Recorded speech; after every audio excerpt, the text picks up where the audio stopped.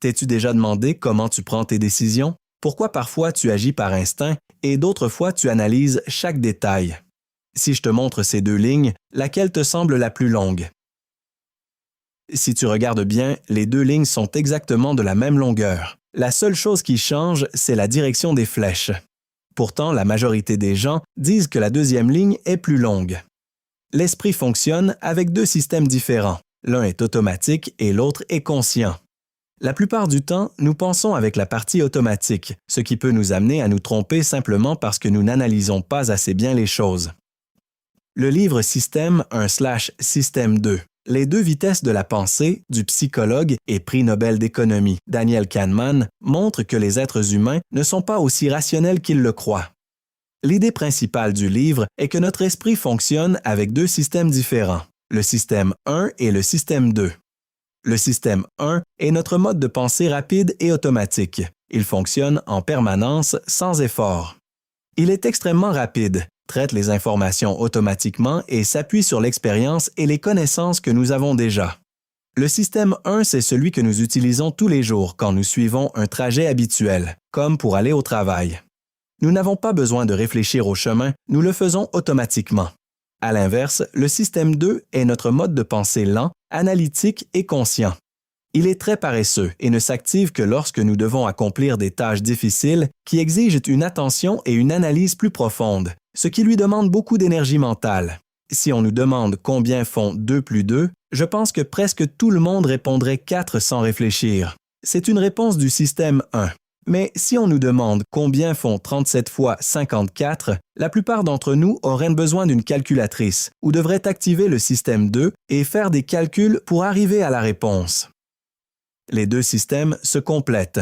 Mais même si le système 1 est efficace et nous permet de gérer la majorité des tâches quotidiennes, c'est aussi lui qui nous fait commettre des erreurs, parce qu'il cherche des raccourcis mentaux appelés heuristiques, qui ne sont pas toujours corrects. Le cerveau utilise ces raccourcis pour rendre les décisions difficiles plus simples. Je vais te donner quelques exemples. Imagine cette situation courante. Tu vas dans un nouveau restaurant, tu commandes un plat et, malheureusement, tu ne l'aimes pas. Il est très probable que tu décides de ne jamais y retourner, même si tu n'as goûté qu'un seul des 20 plats présents sur la carte. Nous tirons souvent des conclusions à partir d'expériences limitées. Si tu goûtais quelques autres plats du menu, il est très probable qu'au moins l'un d'eux te plairait. La même chose se produit quand tu joues à la roulette. Si tu vois que la bille est tombée sur le rouge 4 fois de suite, tu penses qu'au tour suivant, le noir a plus de chances de sortir. Cette conclusion vient d'un échantillon très réduit des résultats précédents, en oubliant que chaque lancer est un événement indépendant et que les probabilités du rouge ou du noir restent les mêmes à chaque tour. C'est ce qu'on appelle la loi des petits nombres. Elle montre notre tendance à croire qu'un petit échantillon de données nous permet de prédire ce qui va se passer. Ce biais cognitif apparaît souvent dans la recherche, lorsque l'on tire des conclusions sur toute une population à partir d'études menées sur un petit nombre de participants, ce qui peut conduire à des résultats trompeurs et à des généralisations erronées. Imagine maintenant que tu vas dans un magasin avec un budget de 100 $ pour acheter des vêtements. Tu vois quelque chose qui te plaît et sur l'étiquette, le prix est de 150 $, donc au-dessus de ton budget initial. Mais tu vois que le prix est barré et qu'en dessous, il y a une réduction de 20 %, ce qui ramène le prix final à 120 $. Cela dépasse toujours ton budget, mais le prix d'origine de 150 $ agit comme un aimant et tu finis par acheter le vêtement en le justifiant par les 30 $ économisés. Lorsqu'une première information influence nos décisions, on parle d'ancrage. Dans l'exemple précédent, le prix initial de 150 $ serait l'encre, à partir de laquelle ton cerveau commence à analyser la situation. Même si le prix réel dépasse toujours ton budget, la comparaison avec les 150 $ du départ te pousse à l'acheter. Ce même principe se retrouve dans toutes les négociations.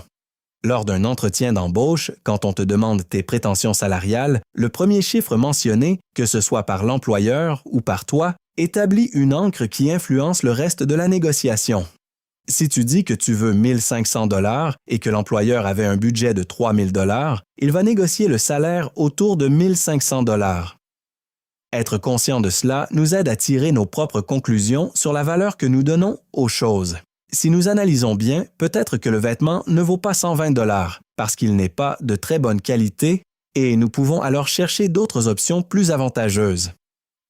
Un autre exemple, c'est que les médias nous influencent plus que nous le croyons. Lorsqu'il y a un accident d'avion, on en parle dans tous les journaux télévisés. Cela fait que beaucoup de gens ont peur de prendre l'avion. Pourtant, ces mêmes personnes voyagent tous les jours en voiture, alors qu'en réalité, les probabilités de mourir en voiture sont bien plus élevées que celles de mourir dans un avion. C'est ce qu'on appelle l'heuristique de disponibilité. C'est un raccourci mental que notre cerveau utilise pour estimer la probabilité d'un événement en fonction de la facilité avec laquelle il peut se souvenir de faits similaires.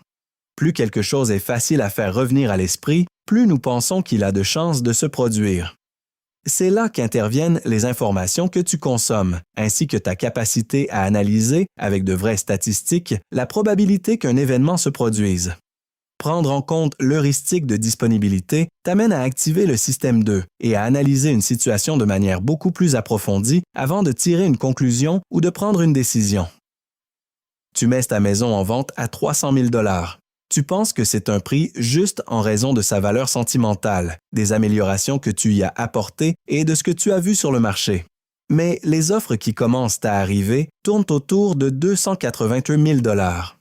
C'est pourtant une bonne offre, compte tenu du fait que la maison t'a coûté 200 000 $ et que les prix du marché sont autour de 280 000 $.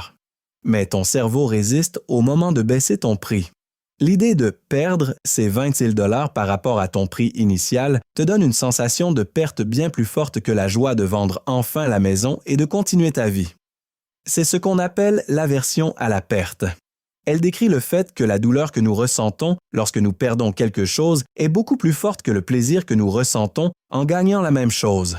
Dans ce cas, le prix initial de 300 000 $ devient un point de référence ou une ancre, et toute offre en dessous est perçue comme une perte, même s'il s'agit d'un prix raisonnable selon les conditions du marché. Cette aversion à la perte peut conduire à des décisions peu rationnelles. Dans l'exemple de la maison, rester fixé sur le prix initial pourrait signifier que la maison reste sur le marché beaucoup plus longtemps, en générant des frais supplémentaires. Comprendre comment fonctionne l'aversion à la perte nous aide à choisir de meilleures options qui nous seront bénéfiques à l'avenir. Tu veux suivre un traitement médical pour une maladie. Dans quel cas serais-tu le plus susceptible d'accepter ce traitement? Si on te dit que sur 100 personnes qui le suivent, 90 réussissent, ou si on te dit que sur 100 personnes qui le suivent, 10 meurent, les deux formulations disent exactement la même chose. 90% de réussite, c'est la même chose que 10% d'échec. Pourtant, la majorité des gens accepteraient le traitement si on le leur explique de la première manière. La façon dont l'information t'est présentée influence énormément ta perception du risque et du bénéfice.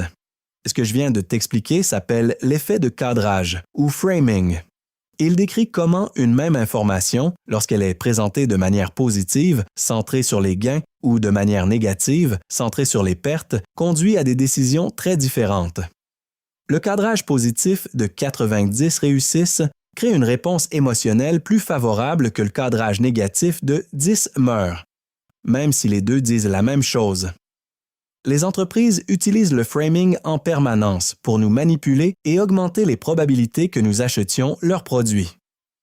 Bon, maintenant que tu sais tout cela, la prochaine fois que tu seras confronté à une décision que tu juges importante, souviens-toi du système 1 et du système 2 de ton cerveau. Active ton système 2 et demande-toi s'ils utilisent un raccourci mental contre toi. Puis prends le temps d'analyser ce qui est réellement en train de se passer.